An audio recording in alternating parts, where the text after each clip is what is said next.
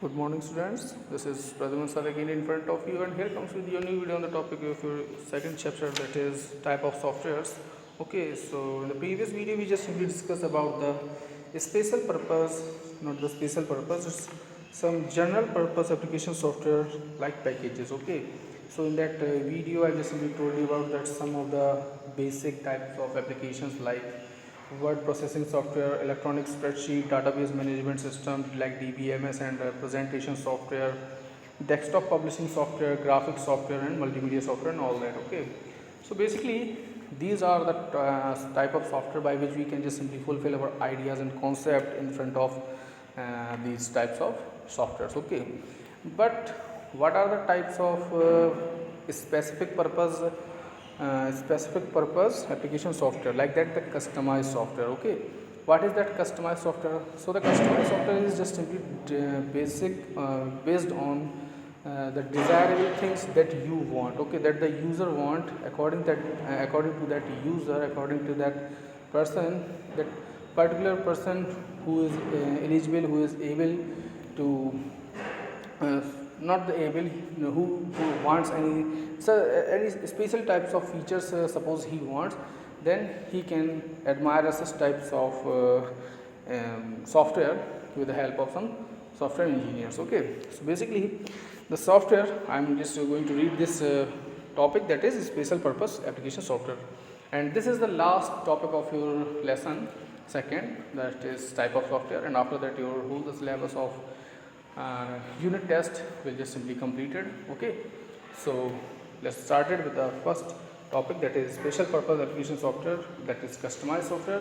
But before starting this topic, I'm just simply going to remind you that if you are new here in my channel, then go there and subscribe my channel, press bell icon, select all from below, so that you can get the notification of my video very firstly.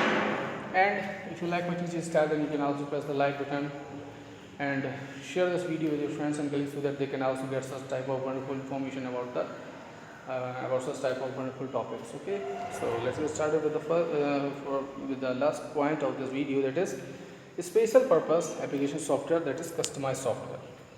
So the software which are designed to meet the specific need of any user are called specific purpose application software. For example, like Tally, Busy, etc. Such softwares are also known as customized software. It means these are the basic software by which we can just simply interpret with the help of that data that we want to customize according to yourself. Okay, not according to the computer, but according to the user. Okay, means what is the demand of that user, that the user wants, according to that user, that software will customize the data. Okay, so here are some basic example like Tally and Busy. Okay, so these are the customized software. Now some of the customized softwares are reservation system, billing system, payroll system, etc. Means you can just simply pay some amount to any type of website, or any type of any type of like online shopping on Flipkart or Myntra, on Amazon, on anywhere else. Okay, you can also book a ticket over the IRCTC application. Means the particular application for which a user, for a particular institute, okay, institute or a firm just simply organize that application, is called a general purpose application software. Okay, means if we want to enjoy the service, then we have to simply just pay something. Means in the in the in behalf of that payment we get that service. Okay, and the free applications are those type of applications which are simply a completely package, and we are not supposed to pay a single penny to them, and we enjoy all the services with the help of that software. So these are software, such type of software which are free from all the duties and all the taxes, are just simply known to be as, that is general purpose application software. And those application which pay such type of wonderful services to us, and charge some fees in according to that, is called that special purpose application software. Now some of the software customized software are, sorry, I just simply read this. Now difference between the system software and application software. So what is the basic difference between the system software and the application software? Here is a just basic a table, so you can just simply read this table, and after reading this you can get the whole difference between the application software and system software. Okay, so means basically these are the 4 points of system software and application software, which I just simply read in the previous videos. You can check that from where there. Okay, so now this is the second point, that is operational support system, that is OSS. What is that? So operational support system is a special type of software installed by communication service provider to operate, monitor, analyze and manage computer and or telephone network system on the client's computer. Means basically the work of this type of OSS is to manage all the data for the client over their computer system, so that it is very helpful for that user to manage all the details and all the data over there. Okay, so now basically operational support system is also called operation support system. Okay, the difference is AL. Okay, the last one is the dash AL is the last, so that operational support system is also called operation support system. It is often installed on the server computer and is mainly used for supporting network process, to maintain the network inventory, configure network component, provision service and manage fault. Okay, means suppose you are using a ISP and suppose there is some fault over there, then and you are not able to detect that, but the computer will detect that problem and after that give you the particular solution. So that means suppose your data pack is might to be expired soon or anything else like, so whatever type of fault it have, it just simply inform to you with the help of notification light or a notification bar, and after that you will get to know about that fault and you can simply correct that. Okay, now what is that defragmentation? Okay, there are two words, that is fragmentation and defragmentation. So what is that?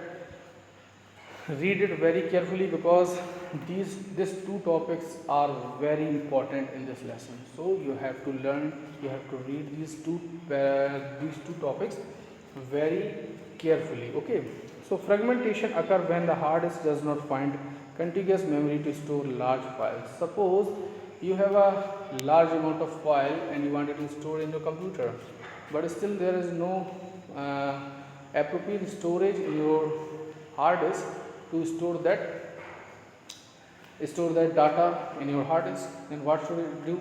So it just simply check whether that means there are 4 drives: the C drive, D drive, E drive and F drive. Okay, so basically there are 4 types of drive which are just simply present on your hard disk in the form of platter, and after in each of the platter, suppose in C drive there is about 200 or 300 MBs of data is simply you can store it on there, and after that means your file is about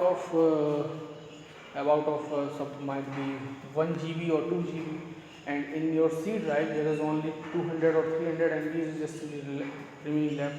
So the computer will do one thing, that it will store some amount of your file in C drive and some amount of your file in D drive also. Okay, so basically it will ask to the user that where should you want to store that file, and if you want to use the C drive and D drive both, then you can select that. If you wanted to store that data only in D drive, then you can also select that D drive. Okay, but you are not able to store your data in C drive because it is completely full. Means if you want to store that file, then you have to delete something from that drive like C drive. Okay, so that is called the fragmentation. So here is an example. When a file is stored on a disk, the operating system search for the available free blocks on the disk and store the file there.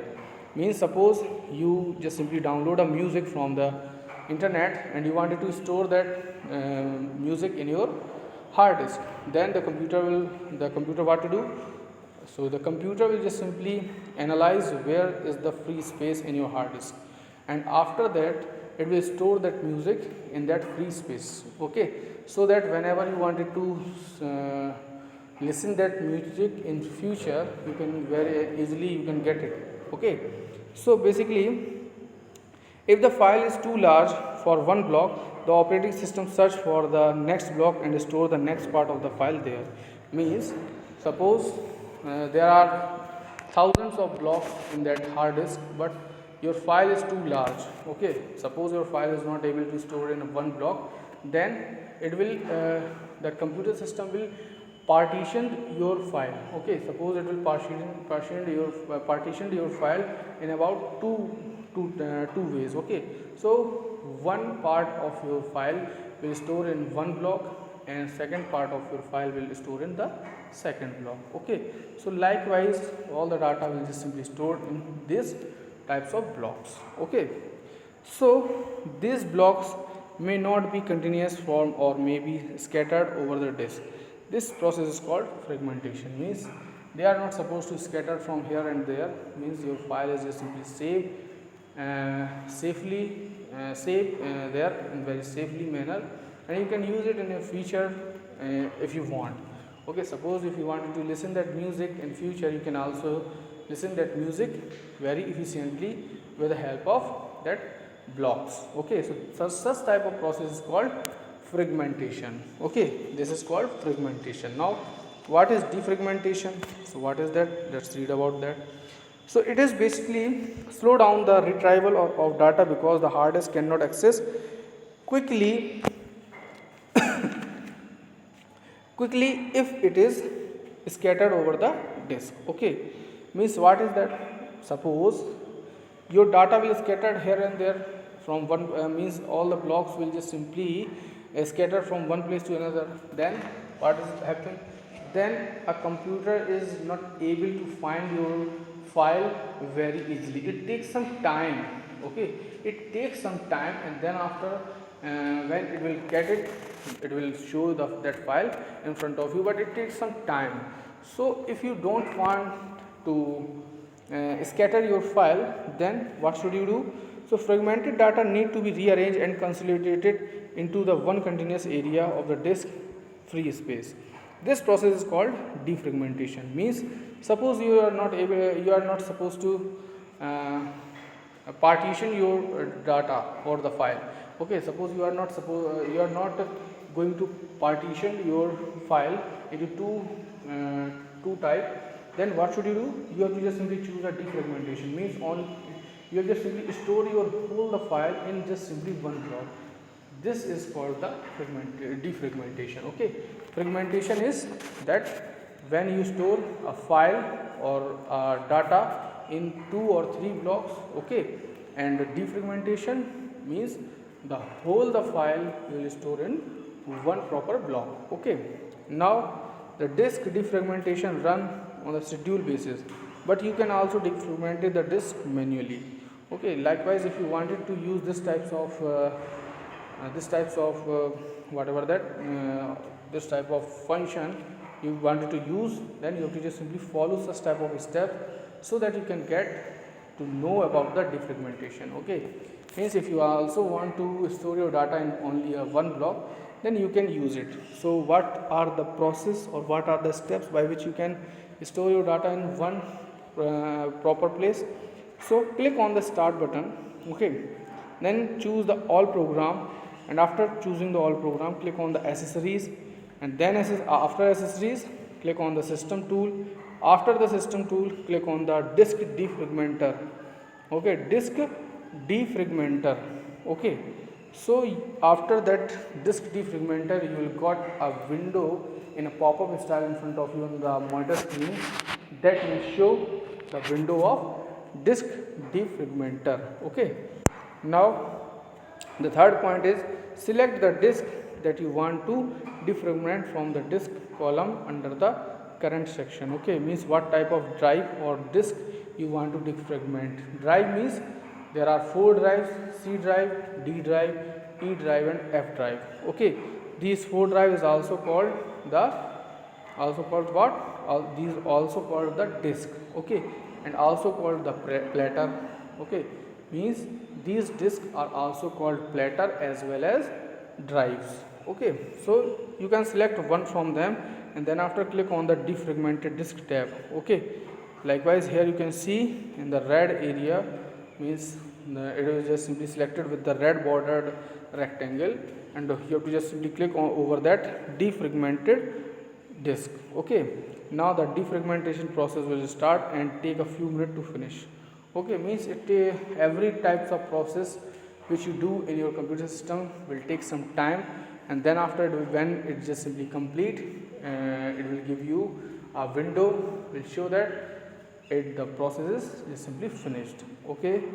So with the finishing of this process, your lesson is also finished, and I will simply upload all the exercise and question answer over there.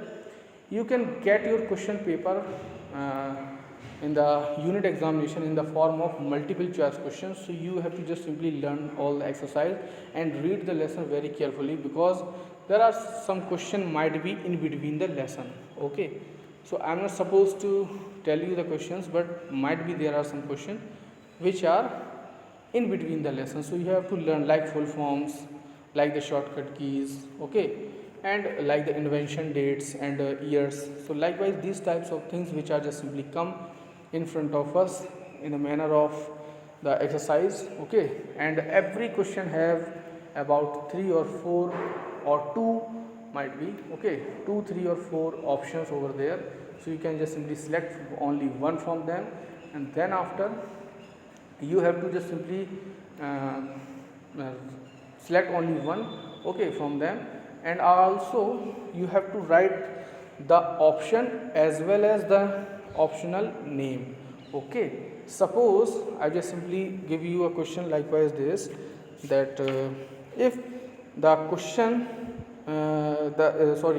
the paper, okay, in suppose the paper the unit test will contain a what, okay,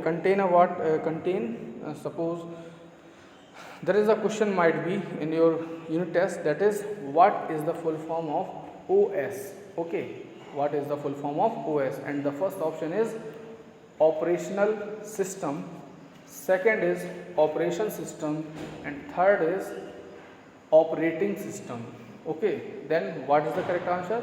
The correct answer is C, option number C is correct.